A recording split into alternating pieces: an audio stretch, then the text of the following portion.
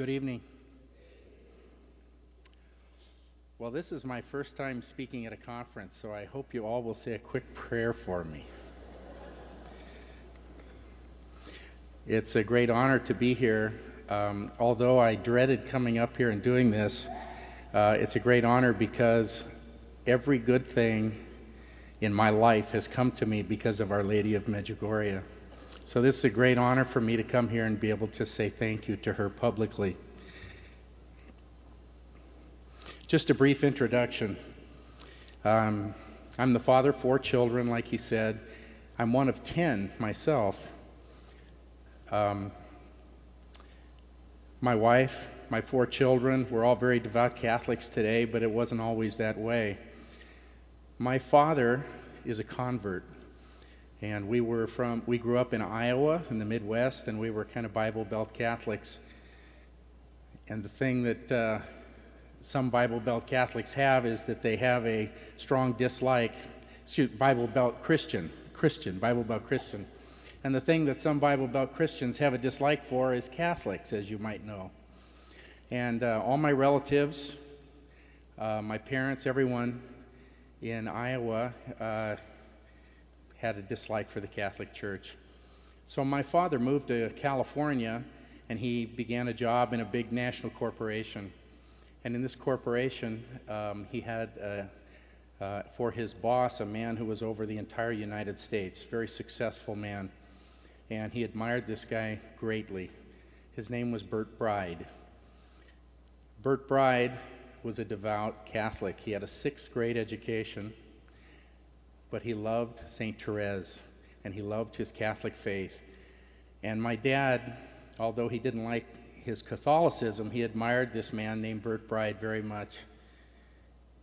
He admired him so much that he would come home and tell us as kids stories about this man, what a great man he was, what honor, and how honest he was, and things like that. Well, one day, Bert Bride called my dad into his office. My dad was worried, and Bert Bride said to him, "We may leave here and never be friends again, but I'm willing to take that chance." And my father thought he was maybe going to be fired. So he went in, and Bert Bride looked at him and said, my father's name is Dave also. He said, "Dave, I just want you to know that I represent the one true faith. I'm Roman Catholic. And if you can prove me wrong, I'll join your church. But if I prove I'm right, you have to become a Catholic. Do we have a deal?" And he put his hand out, and my father, he's pretty cantankerous, not one to back away from a challenge. He said, "Okay, we got a deal. How do you want to do this?" Well, Bert Bride handed him a couple of books, and one of them was The Story of a Soul about St. Therese. Many of you, I'm sure, have read that.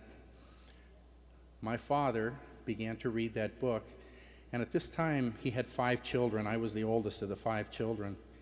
He read that book, and he had never read anything so profound, filled with so much depth and love and faith. And from that book, my father realized that he had been missing something in his life. So he told my mother. They began to study the Catholic faith, and a short time later, my mother and father and 5 children were baptized Catholics. That was December 22nd, a number of years ago. Well, then they went on to become even better Catholics and had 5 more children. At the time, my mother was pregnant with number 6, and she had already picked out the name. And my dad argued with her. He wanted her to change the name to Teresa, after St. Therese. And my mother, she would only assent to the middle name being Teresa. So my sister's name was Valerie Teresa. Well, then right away my mother got pregnant again, and my dad won. And so we had our little Teresa. Teresa, she died on her, she was 8 years old. Near her 8th birthday, she died. Her appendix burst. And it's amazing. She was the most special child in our family. You know how you can have kids and everyone is unique, but there's one that's just so full of joy and life and happiness. All our relatives would come over there, and they'd want to see my little sister, Teresa. She was special. And she was taken away, and it did something to my family. My family, it was like you took a little piece of the heart out of my family. My mother was never the same after that. She was a terrific mom, but something was missing in her life ever since my little sister Teresa died. Well, we all were put into Catholic schools at that time. We went through Catholic grammar school, high school, university. I went to University of Santa Clara. And what happened was we became products of the world, products of our culture. We were cafeteria Catholics. We probably picked and choose what we did, what we believed in, what we didn't believe in. We didn't always go to Mass on Sunday. Although my dad was a daily communicant, even he, from priests, friends, and others, he kind of fell away from the teachings of the church. It was okay just to be a good person. And our family lost its Catholicism. If you ask us, what faith are you, we would have said we were Catholic. But in reality, we were people of the United States. We were products of this culture. Well, I got married very young. Like one of our earlier speakers, my wife was 17 and I was 19. We got married very young. We have 4 children. And my sole goal in life was to be successful, was to make money. And that's what I set out to do. Worked like crazy, was successful, drove a big fancy car and had a car phone and made a lot of money and very successful. My dad and I went into partnership together. We founded a chain of ice cream parlors. Things seemed to be going great. But there was just something missing. And one day I read in a newspaper about a retreat that was being offered. And this retreat was a 5-day silent retreat. Well, I wasn't a faithful Catholic, really. But I decided, you know what, that's something I've never done. And somehow there was a tug in my heart to go on this retreat. So I went 5 days, silence. And each morning I'd meet with the Jesuit priest who was directing me. And something happened to where all of a sudden I prayed. My prayer after those 5 days was, Dear Lord, help me to be a better person.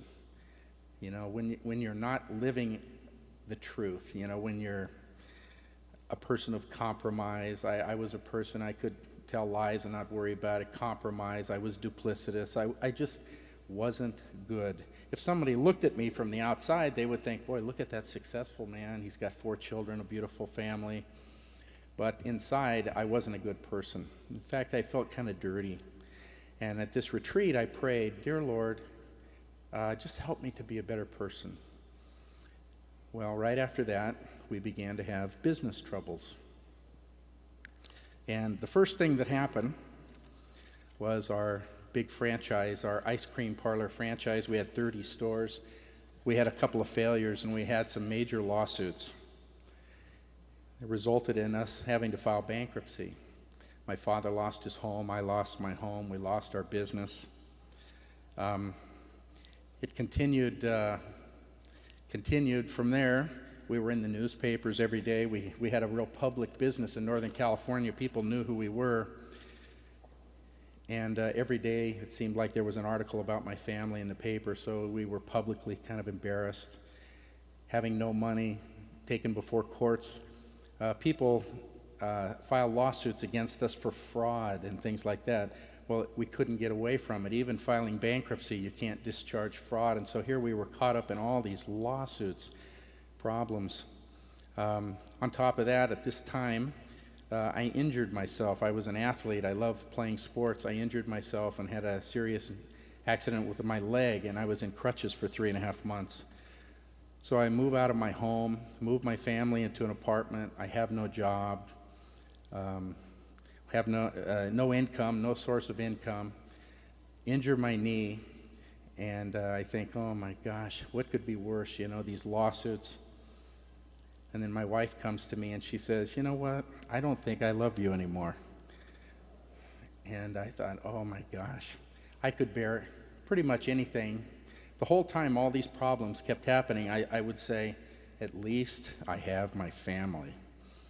And my wife, through all these troubles, it put a lot of strain on us, and she didn't want to be married. So here I have these 4 children, and I moved out. I lived alone for 6 months. I prayed a lot. Even though I wasn't a very good person, I still believed there was a God. And about this time, I found a new job. Things started going better.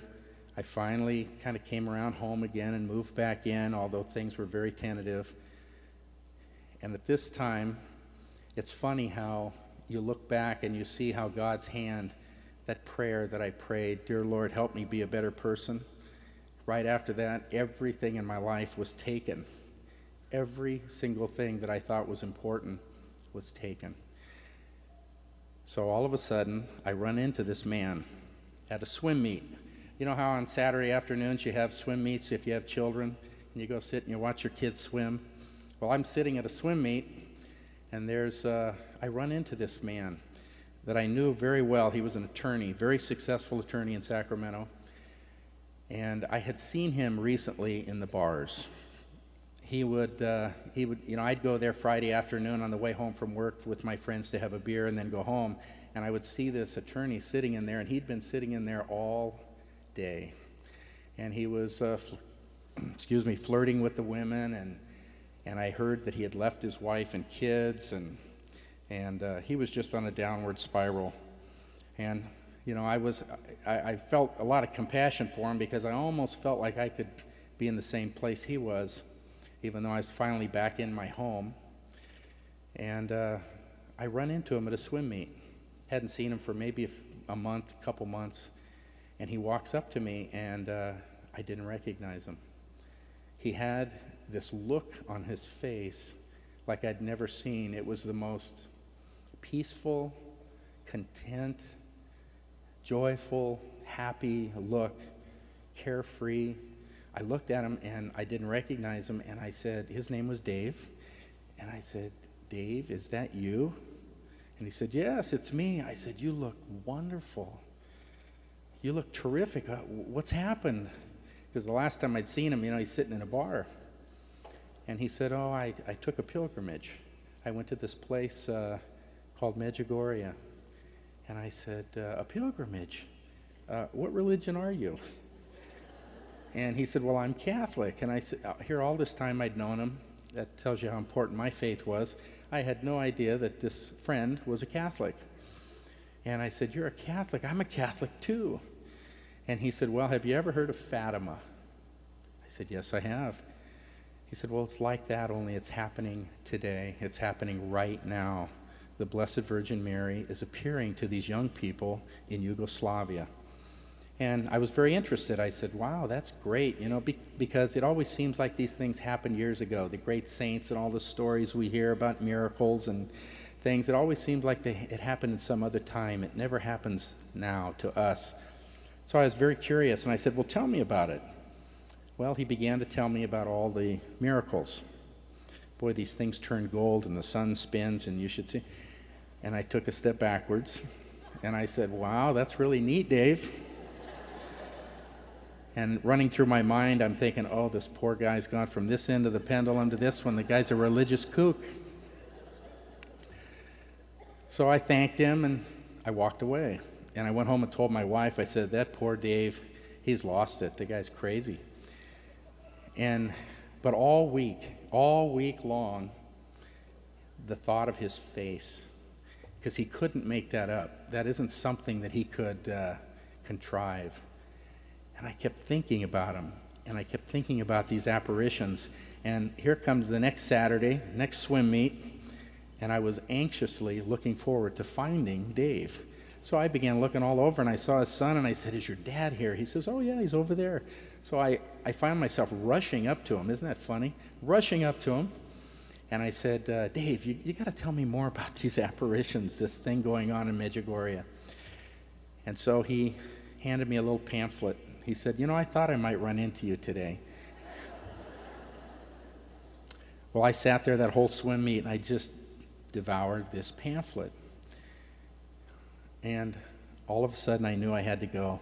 The thought that ran through my mind was, what if I was alive 2,000 years ago and somebody came to me and they told me about this guy that might be the Messiah that was working miracles?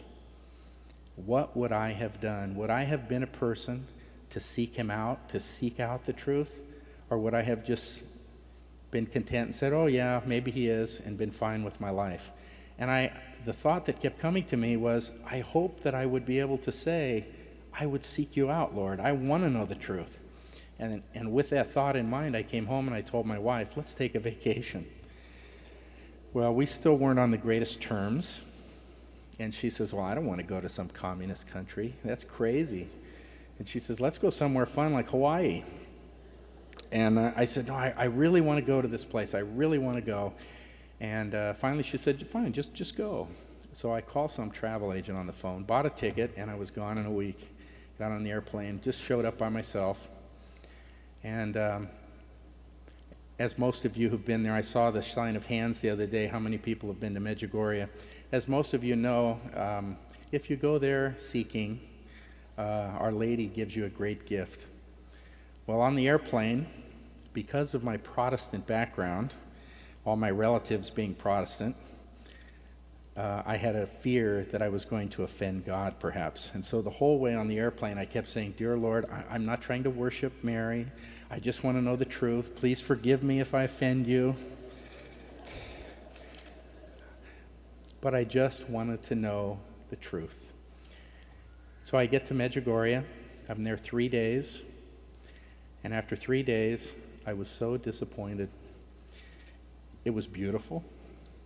People from every country in the world, every evening, all these different groups gathered and sang songs, Germans, Italians, French. It was terrific. It was an oasis. But I didn't go there for that.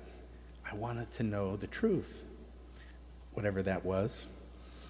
And so after 3 days, I became somewhat disappointed. I thought, I came all this way. Didn't ask for any miracles. I just wanted to know the truth. And I was kind of depressed. So I go to the evening rosary that night. And as I'm praying the rosary, I'm kneeling next to some other American that I met who became a friend. And as I'm praying, I look down and my silver rosary turned gold right in front of my eyes.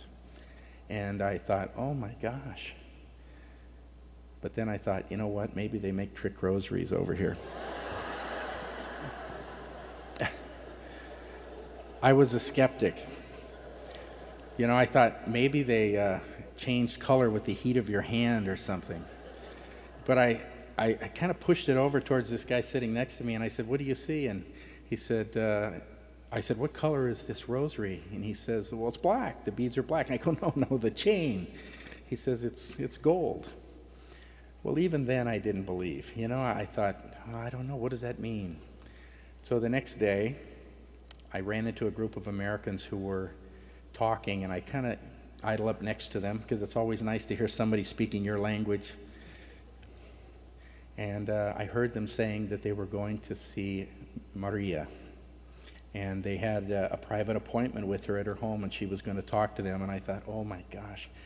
And all of a sudden, somebody looks at me and says, would you like to join us? I said, oh yes, I really would. So we went to her home, and it was here I thought, I'm going to know the truth.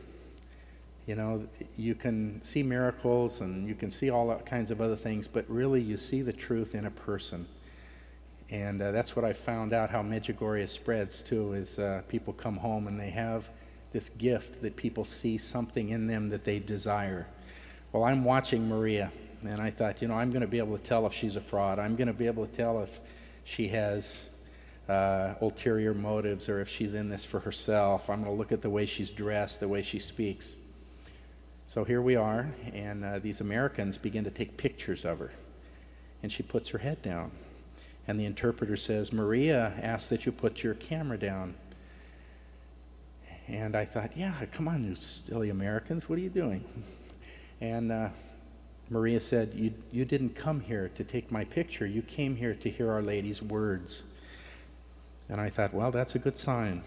So she begins to speak again, and these Americans pull out their cameras and start taking her pictures again. And I was a little embarrassed.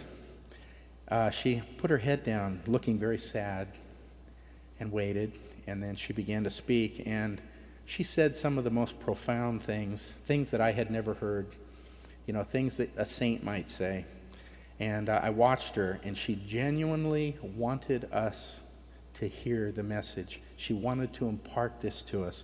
It was so important to her. She was sincere, and she had the same look as my friend Dave. Peace, contentment, joy. Then somebody asked her, "How often do you pray?" And she kind of smiled, and she said, "Well, I've made my entire life a prayer to God." And at that minute, I couldn't take anymore. I turned around, and I walked away, and I knew that it was true. I knew these messages in Medjugorje were true. And I was confronted with the fact that I hadn't been living that kind of life. All of a sudden, when you see beauty and then you look at yourself, and maybe it's a little bit of how we're going to see ourselves in heaven when we confront our Lord. But all of a sudden, I was overcome with shame, real shame. I was very happy to see or to know that this was true, but I was so overcome with shame that I wanted to be alone, and I went out, and they have a little graveyard, a little cemetery out behind, and I went out there, and all of a sudden I started to cry, and I never cried. In fact, I always prided myself that all the other kids in school cried. I never cried. I was tough. I couldn't stop crying. I cried for 2 hours, and I was so happy nobody was there. I cried so hard that I couldn't stand up. And I saw how I looked, and the thought came to me that if I had died then, that the world would not be a better place because of me being here. In fact, it would probably be worse, that I hadn't really made any great contribution, at all, to making the world better. I was a taker. I was in it for myself. Even with my family, my wife, my relationships, it was about me. And I was overcome with shame. And so I prayed a prayer. Dear Lord, if you want me to be different, you got to do it, because I've broken every promise I ever made, every New Year's resolution I ever made. I never kept it. So if you want me to be different, you'll have to change me. But I'd like to be different. So anyway, my trip from then on was terrific. It was just wonderful. I saw many other miracles. I met many wonderful people. I didn't want to leave. But then on the way home, I thought, oh no, I'm on the airplane, and I prayed, Dear Lord, please don't make me a religious fanatic.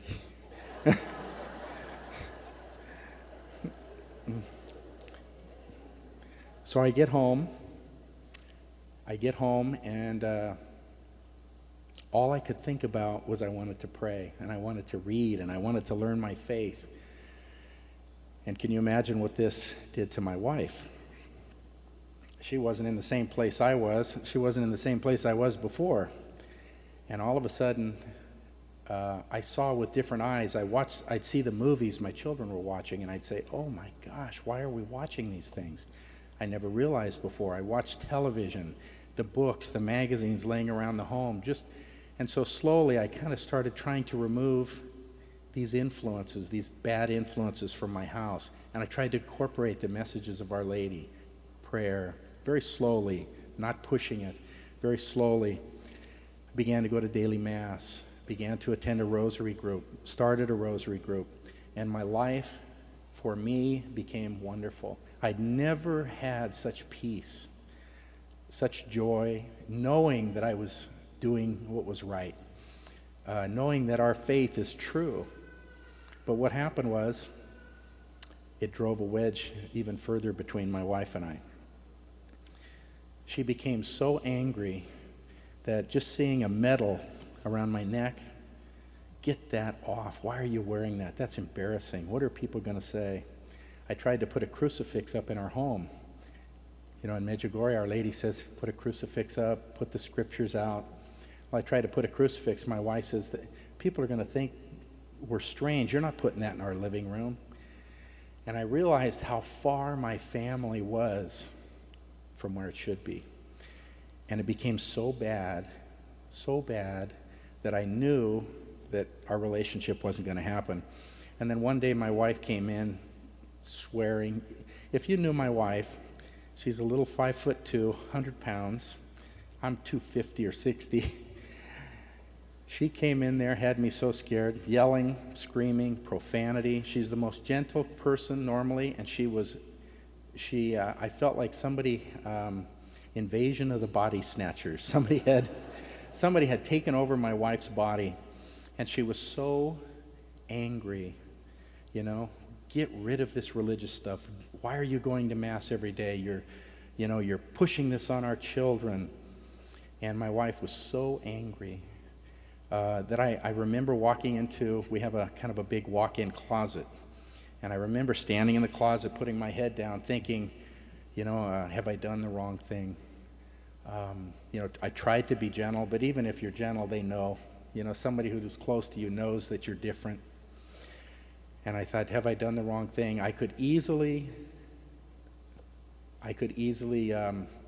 make my wife feel more comfortable by getting rid of all the things, quit going to Mass, take my medal off, do that. And I remember asking God, do I look to my marriage and get rid of these things, even though in my heart I love you? Or do I continue doing what I know is right? And I said, you know what, I'm going to give this to you, Blessed Mother. You were a mother, and I'm going to give this to you. If you want me to be divorced, then I will be divorced. I'll live forever. I'll give everything I have to my wife, all the money, anything I make. I don't want anything for myself. I'll give it to you. I'll give to my wife, but I will do this for you, Lord. Whatever you want, I accept.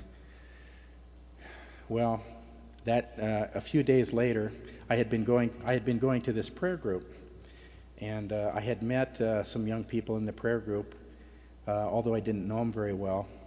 And I had resolved that it got so bad with my wife that what I was going to do is give her freedom. I wanted to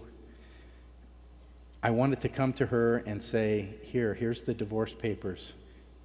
You can have everything. You can have your freedom. I don't want to make your life miserable. I'm sorry. And so the day I was going to do that was a sad day. I got up in the morning. My heart was so heavy I could hardly even get to work. And all morning I knew that I was going at noon to get those divorce papers. Well, about 9 o'clock, I get a call, and it's from some guy in the prayer group. I didn't know him very well. In fact, I just recently met him. And he said, hey, can I meet with you this morning? And I said, no, today's a bad day. He said, well, I'd really like to meet with you this morning. Do you have a few minutes? I said, no, really, today's not a good day. What do you have in mind here? I didn't even know the guy well enough to even know what he did for business, why he was calling me. And he said, well, I have a message to give you. And I said, a message? He goes, well, yeah, I have an envelope I need to give you. And I said, an envelope? Why do you need to give me an envelope? Well, he says, there's a young girl in the prayer group, and she told me that I had to give this to you this morning. And I said, this is kind of strange. So I said, well, I'll meet you at the park. I didn't want anybody to see us. So I drove over to the park, and here's this great big guy, walks up, and he has this little white envelope sealed, and he hands it to me. And I said, tell me again what happened. And he goes, well, there was a girl in the prayer group who you met, and I barely remembered her. And he said, she was awakened in the middle of the night. She has a special gift. Our Lady speaks to her heart. This girl was about 21 or 22 years old. And I said, okay. Well, she was awakened in the middle of the night and wrote this message for you. And I said, for me? I don't even know her. So anyway, I opened the letter, and I don't remember exactly what it says. My daughter Kimberly keeps it. My oldest daughter keeps this letter. But it said something like, my dear son, I have seen what you've suffered. I have seen that you've given your life to good. You've consecrated your family to me. And sorry, I get a little emotional still. And it was the most loving, wonderful letter, if you believe it, from my Heavenly Mother. And she said, have no fear, for your family is important to God. and God will not allow your family to fall apart. Well, anyway, here I am sitting with this big guy, and the tears just start running from my eyes.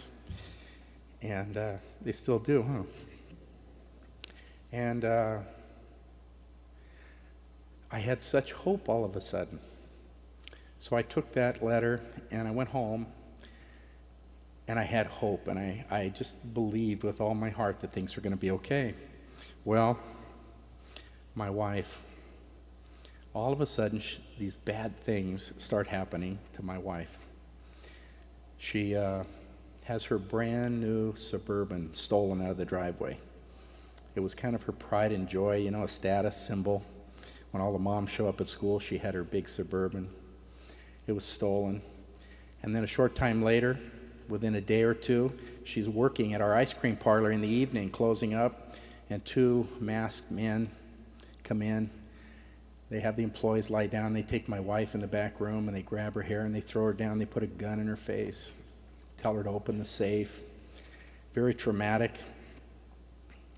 And then within a day after that, she's sitting on the floor, and my daughter is curling my wife's hair, and my wife is sitting on the floor, my daughter's standing over her, and my wife looks up to take the curling iron, reaches up, and my daughter dropped it on her eye, and it burned her eye, and so she thought she might lose the sight in her eye. All these things happened, one after the other, until my wife comes to me and she said, "I don't want to live anymore."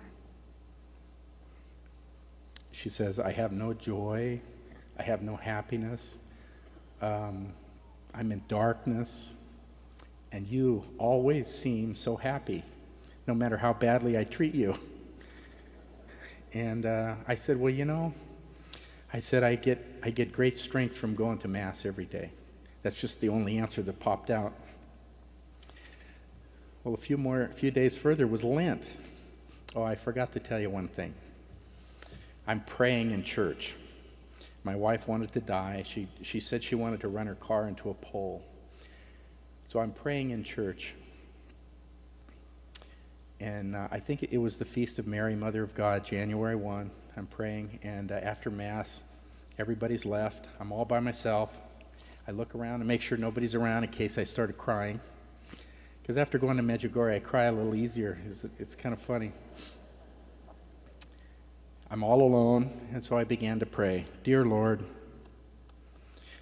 why are all these problems happening? I don't understand. My wife is miserable. My family's miserable. She wants to kill herself." And I'm really praying, and all of a sudden there's a tap on my shoulder, and some lady is in the church. And I had just looked around, and there was nobody there, and this lady taps me. Had no idea who she was. And she smiles, and she says, "All those problems that you're worried about, those are God's answers to your prayers." She turns around and walks away. And I said, "That's weird. All these bad things are God's answers?" I wasn't very far advanced in the spiritual life, you can tell. So guess what? About a month goes by, February. It's starting Lent, and we're sitting around the dinner table.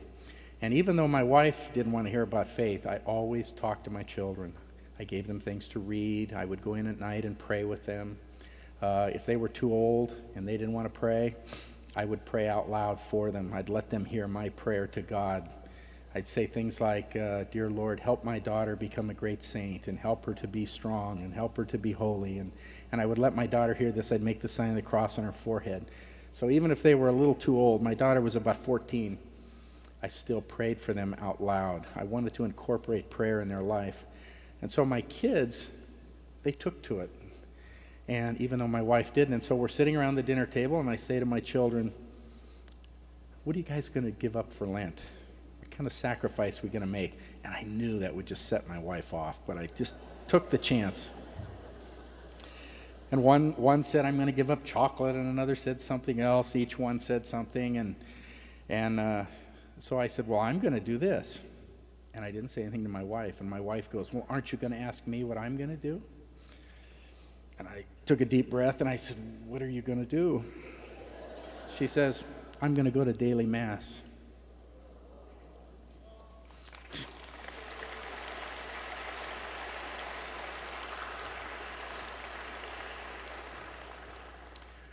Well, I tried hard holding onto the seat so I didn't fall off the chair. I didn't say a word. I just said, oh, that's nice. That's nice.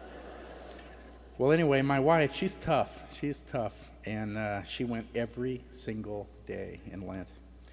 Her life changed. She began to be happy.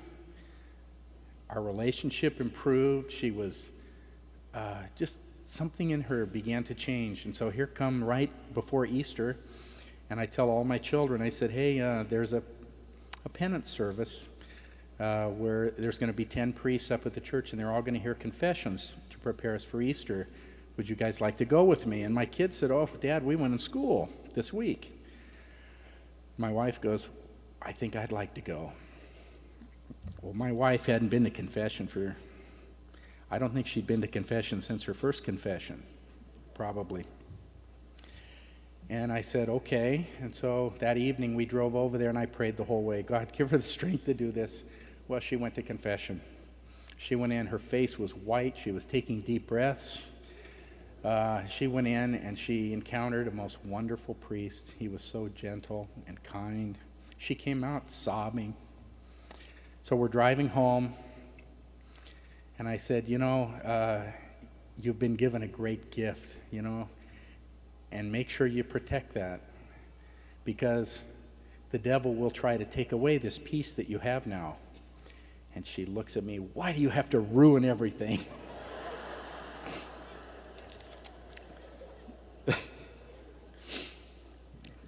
Yeah. 3 steps forward, 2 back. So, anyway, that night, 1 o'clock in the morning, my wife wakes me up, hysterical. Someone's in the house. Someone's in the house. David, wake up. Someone's in the house. I go, I didn't hear anything. She goes, yeah, I heard the door slam. I said, the doors? I didn't hear the door. She goes, yeah, someone's in the house. And she's frantic, just about to tears. And she jumps up and turns on the lights, and she doesn't even wait for me to go see if there's somebody in the house. She just runs through the house, opening the doors, turning on the lights. She comes back, and she sits down in the bed, and she begins to just sob and sob. And when you have trouble at home, your prayer is deep, right? I had prayed for my wife every single day, offering whatever sacrifice I could. Whatever I could do. Well, anyway, here she is in the middle of the night, sobbing. And she said, I had the most real dream I've ever had. I said, dream? She goes, yeah, but I don't think it was a dream. I said, well, you want to tell me? She said, well, I was back in my father's house. And the sky was blue, and the clouds were white and fluffy, and the sun was out. She said there were flowers everywhere, and I was in my dad's house in his backyard. And she said, I was so happy. And I ran into his bedroom, and I was in my father's room, and all of a sudden, there was a banging on the door. And I looked, and there was this creature outside the door. The creature was ugly, gray, drawn skin. I couldn't tell if it was a man or a woman. It was so hideous. And it wanted in, and I wouldn't let it in. I wouldn't open the door to let it in. And she said the creature kept banging on the door, and I became so afraid, I didn't know what to do. And she said, all of a sudden I heard a woman's voice. And this woman said, you have nothing to fear, just pray. So my wife said, here she is in her father's room. She looks, and there on the nightstand is this little white ceramic lamb. She picks up this lamb, holds it to her heart, and begins to say, Mary had a little lamb. That was the only prayer she knew, probably. Mary had a little lamb. And she said, after she held this, she had the courage to open the door and scream, go away. And the creature grabbed the door and slammed the door and left. And that was the slamming of the door that woke my wife up. Well, for anybody who has an understanding of faith, that dream contains a lot of truth, doesn't it? Back in her father's home, she's just gone to confession. and Our Lady coming to protect her, the devil trying to get back in. Anyway, she didn't realize any of that, so I waited till the next morning to explain it. But anyway, the products of Medjugorje in my life. My wife today, I have to tell her to quit buying pictures of Our Lady. We have them in the closets and under the beds and saints everywhere. It's embarrassing.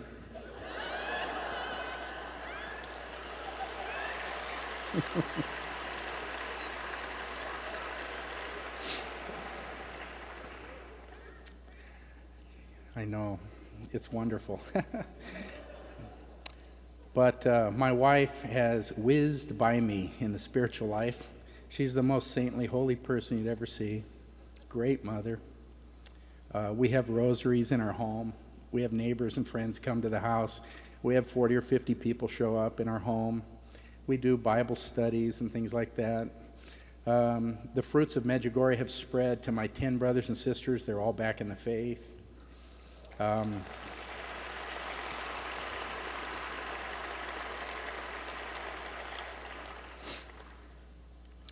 I want to tell you about some of the wonderful things that are products of Medjugorje. 10 years after I went to Medjugorje, I took my whole family.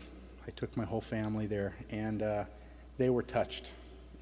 You know, they had been prepared by me, and they were touched, and my children then led 4 or 5 more pilgrimages to Medjugorje. They'd arranged it, and their friends and neighbors and family, so we've gone 5 or 6 times and taken groups of 40 or 50 people at a time and witnessed many, many conversions. You know, it's amazing how you can teach the truth, you can take people to church, you can have them read books, but they go to Medjugorje and they're converted. It's a great gift. Well, anyway, 10 years after, I was was involved in a Marian conference that was being put on in Sacramento, my hometown. And I was just involved in kind of a small way, but afterwards we agreed to host a dinner in our home for all the people who had worked on the conference. You know, just a thank you dinner. You know how when the conference is over, there's a lot of tired folks, a lot of hours spent. So we had this dinner in my house. Well, one of the guests at the conference was Maria. So we have this dinner in my home, and people are showing up afterwards, and lo and behold, there's a knock on the door, and I open the door, and there's Maria from Medjugorje with her husband.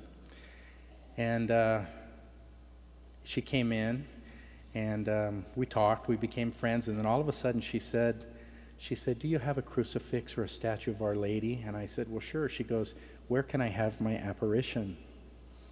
And I thought, oh my gosh. So Maria went into my living room, and we have a crucifix. Actually, it was from Medjugorje. And Maria knelt down, and all the guests that were in our home knelt down, and she had her apparition in my living room. And it wasn't till a few days later that I realized it was almost to the day that I was standing in front of her in Medjugorje 10 years before. So it was kind of a thank you from Our Lady, I think. It was a way of acknowledging, just acknowledging. My father went to Mass every single day since he became Catholic many years ago. He never misses Mass. No matter where he is, if he's on a boat, he never misses Mass. He makes sure there's an airport that has a Mass. He won't miss Mass. But you know, he became kind of like I told you, kind of a product of the world. He started believing things that weren't Catholic, a lot of false teaching, and he was encouraging anybody to receive the Eucharist anytime. He just had he had embraced a lot of errors. And one of the things he had no desire to do was go to Medjugorje. I can pray to Our Lady right here. I can pray right here. I don't need to. I pray to her all the time, and I don't need to see miracles. I have faith. And he just was stubborn and would not go. And so here many years, 10, 12 years, all of a sudden my dad says, "I think I'm going to go to Medjugorje." And I said, "Well, I thought you didn't have to go." "I don't have to, but I want to. I just want to go by myself." I said, "Okay." He wouldn't even take my mother. Anyway, my dad, he's there, and he is present for an apparition in Medjugorje. He's present for an apparition of Mariana. He's some distance away, and he sees the tears running down her face. And maybe father like son, he has to get away. He takes off walking away through the fields. And as he's walking, he looks up, and there's the miracle of the sun. And he falls on his knees. And you have to know my dad. My dad is the most stoic, stubborn person, never shows emotion. In fact, we know that he loves us kids. We know that he loves us, but he would never touch us or hug us or say, I love you. He would never say he's sorry. He's just different. Anyway, he comes home, and he said that he fell on his knees and cried for 20 minutes in Medjugorje looking at the miracle of the sun. And now my silly dad is worse than me.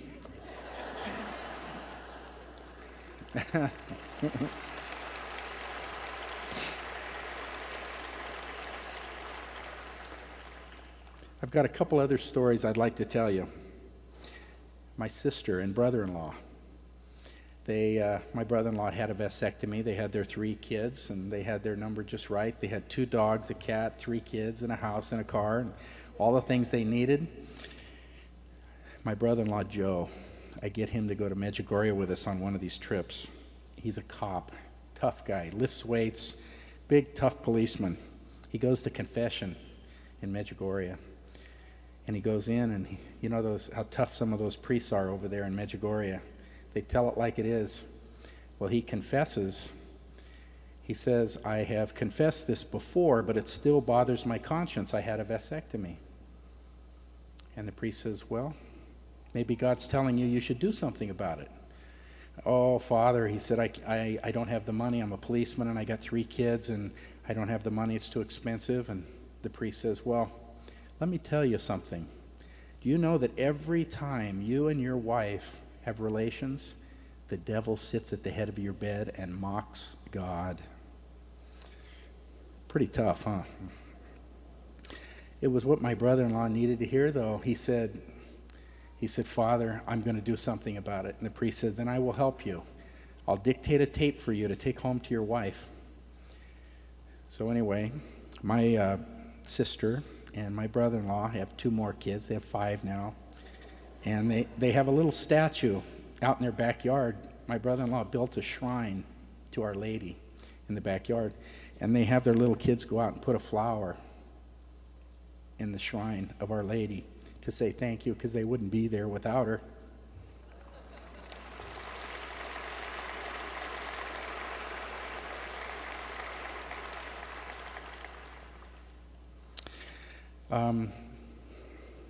There's so many stories, and I'm going to run out of time, but I want to tell you a couple of things. My daughter Kimberly, the oldest, she came here to Notre Dame, went to school, as did my son. Kimberly, she embraced the faith like no one I've ever seen. She is very, very smart. Everything she read, she knew. She remembered. Her memory was tremendous. She came here to Notre Dame, going to go into some kind of science or medicine, and pretty soon was taking theology and graduated here, I think summa cum laude, and got a scholarship and went to study in Europe, studied theology at an institute founded by Pope John Paul. And while she was here at Notre Dame, she and 3 companions, back up just a bit, I prayed like crazy that she would be protected coming here to Notre Dame. Notre Dame has some of the best in the world, right? But they also have some of the worst, I'm sad to say. And I prayed that my daughter would be protected from the bad teaching.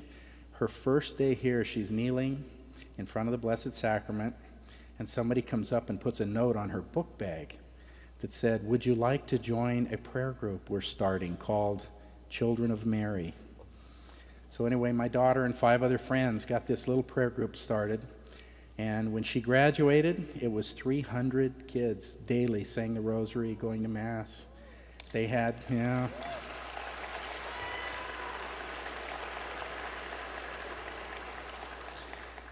And she was proposed to 3 different times here at Notre Dame. And none of them seem right. Well, it's funny, all three of those guys are in the seminary to become priests now. So my daughter went to to Austria, studying in Austria. And she writes home and she says, Dad, I met this guy. He's wonderful in Austria. And I thought, oh no, a European. We'll never see her. And so I said, well, tell me about him. I said, describe him. Describe somebody that he reminds you of or that he's like so I get an idea of who he is or what he's like. She says, Dad, he reminds me of Pope John Paul. And I thought, oh, I'm dead. Well, anyway, he was a Byzantine Catholic seminarian of the Byzantine Rite out of Slovakia. And my daughter, who was proposed to 3 times, ends up marrying a priest now. Or marries a seminarian. He was ordained a priest of the Byzantine Rite, and they live in Slovakia. Have 2 kids now.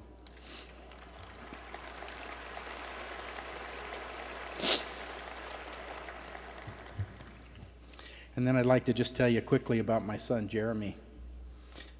He came here to Notre Dame, was here 1 year, and began attending the prayer group that his sister was involved in.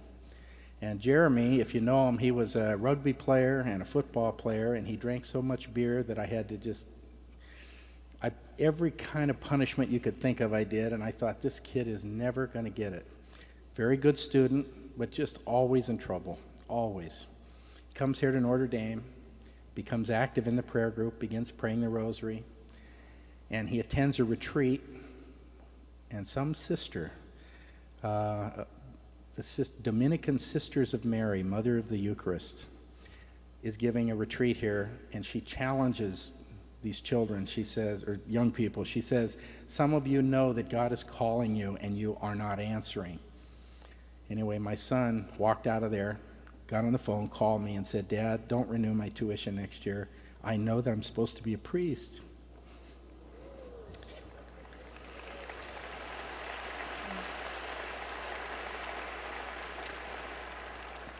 And even though it may seem like our household is overly religious, I never tried to force religion on my children in any way. We had never spoken about this. And he said, Dad, I know it's a calling. I've had it for a long time. So I said, you know what, Jeremy, let's make sure that it's the right thing to do. I'm going to I'm going to pay your deposit for next year, and then you and I will spend the summer and we'll go visit seminaries. Because he had no idea of different orders, types of seminaries. So we spent the summer doing that. At the end of the summer, he signed up to be a priest for the Diocese of Sacramento. And he's just finishing his 4th year in Rome. And recently at the synod over in Rome, you know, the synod they had on the Holy Eucharist, well, they convoked the ending of the synod, and Jeremy calls home and he said, Dad, they've chosen me to be the deacon for the Pope. And I said, oh my gosh.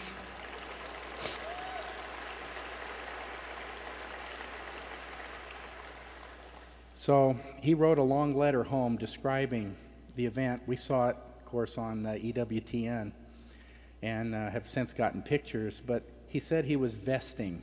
He was vesting in the room where all these bishops, cardinals, priests all over the world, there were probably 200, 300 bishops. This is the end of the synod. And they all are dressing in white. And they hand my son Jeremy green. And he thought, green? Why am I wearing green? And then he looks through a door that's opened, and he sees the Pope kneeling, praying before the start of the ceremony in green. He was the Pope's deacon. So he writes a wonderful letter home how he got to kiss the papal altar. He got to bless the Holy Father with incense. Anyway, you know, and as I'm watching that, all I could think of was my trip to Medjugorje and all the fruits that have come from Our Lady. And, you know, she's a great mother. Every prayer that I have prayed has been answered. She has answered it. And it's been answered, always not in the time I wanted and not in the way I wanted, but always better than I wanted. And, I hear people sometimes say, well, I can go to the Blessed Sacrament here. I don't need to go to Medjugorje. People don't need to do that. You can go to Mass. The Mass contains the greatest prayer to God, and that's true. That's true. But for some reason, God seems to think that we need our Blessed Mother because he's sending her. And I don't have a better idea than he does.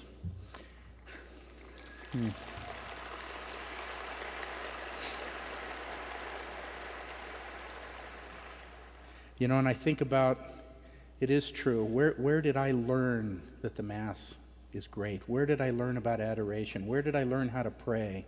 Where did I learn about my faith? Our Lady taught me. She taught me. I went to her school.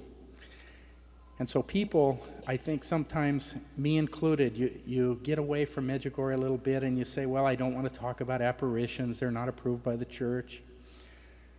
But what's amazing is when people go there, they're converted. When I give people literature on Medjugorje and the messages, their lives change. And so I would encourage you, don't be embarrassed of Medjugorje. Tell your friends.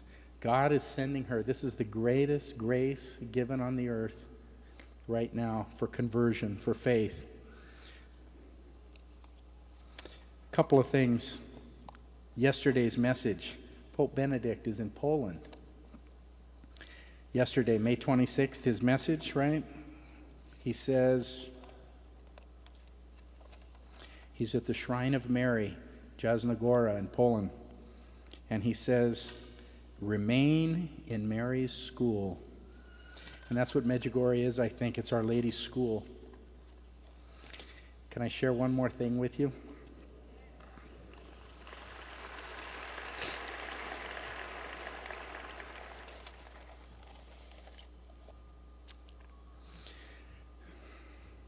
My son Jeremy ordered a chalice, and he ordered it off the internet. And it's an antique chalice, a French chalice. He wanted something very beautiful that had images of Our Lady on it. And so he found it on the internet. A company in England had this. So they sent him pictures and they described it. So he phoned home and he said, Dad, I found the chalice I want. So I bought it. My family all chipped in. All my brothers and sisters, my parents, everybody chipped in for this chalice. And it got here. And on the bottom of the chalice was a date, December 22nd, the day my family became Catholic. I thought that was a nice little sign.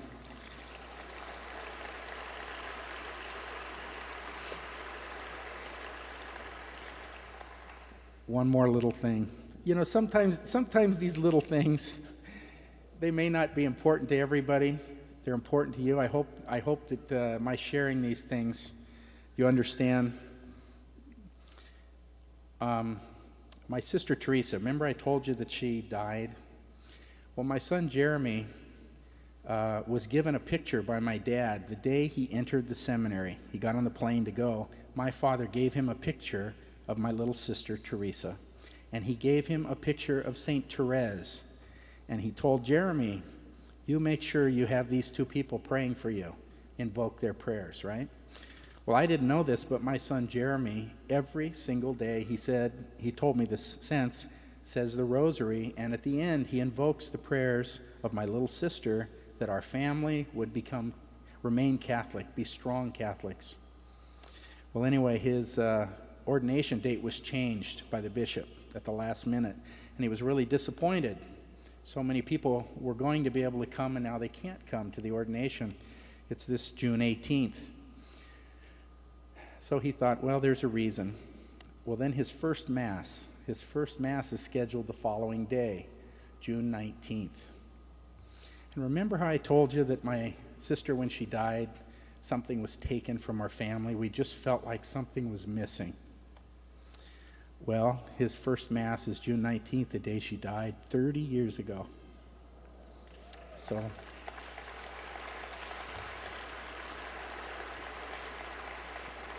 I felt like God was saying, there's a purpose. I have a purpose you have to trust. And I know I took something from you, and now I'm giving you something greater, for there will be many spiritual children through this. So I called Jeremy on the phone. We talked about this, and I said, Jeremy, I'm going to this conference in Notre Dame. What should I tell all these people?